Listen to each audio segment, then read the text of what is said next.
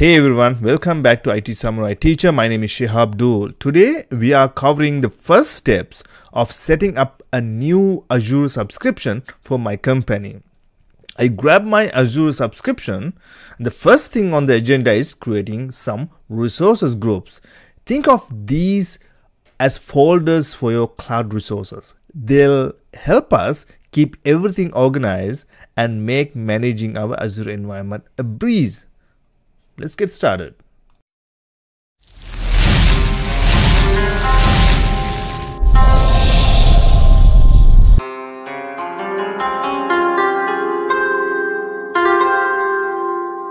Alright, the first thing you want to do after logging into your Azure portal is to create resource groups.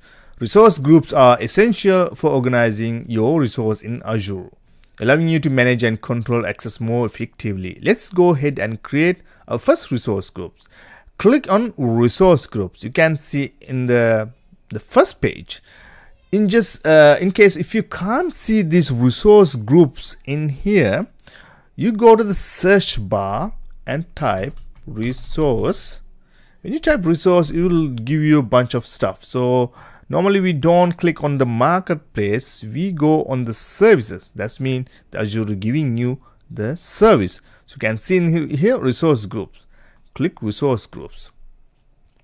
Now you will see I'm in the resource groups default directory and we don't have any resource groups created. First thing you need to do here in the left menu, click create. So once you click create, you will have three basic options. Basic tax review. The first one, you need to select your subscription. So once you purchase your subscription, you can purchase a few subscription depending on what subscription you want to use. Like if you think you have 2 or 3 subscription for your home, office or school, you can select from here, so it will bill to that subscription. But don't worry, this resources group is not going to bill unless you use for a specific inside the resources. So let's get started. I'm going to use the subscription in here and the resource group. So now for the resource group name, use a clear and consistent naming convention. For example, I'm going to name this RG, that's mean resource group, and I'm going to use for servers, I'm going to use scope. So scope for our production server resources. And next, choose the regions close to your users for better performance. I'll choose West US 2. See for this example, and I'm going to hit next. Now let's talk about tagging. Tags are essential for organizing and tracking resources, especially in large organization. Let's add some tags to our resource group. So here you can add a key value repairs to categorize your resources. For example, I'm going to type in 1 month, okay, and this resources group going to be in production. So I'm going to use prod, and I'm going to use production, and this, you know what, I'm not going to use that one. So for now I'm going to keep one tag, but if you have a plan, you can add more tags. So for this is my first one, so I'm going to use the production. So probably I'm going to use for servers, right? So I'm going to use like this. And next review and create. So remember that tags are a powerful way to manage your resources, especially when you have a lot of them.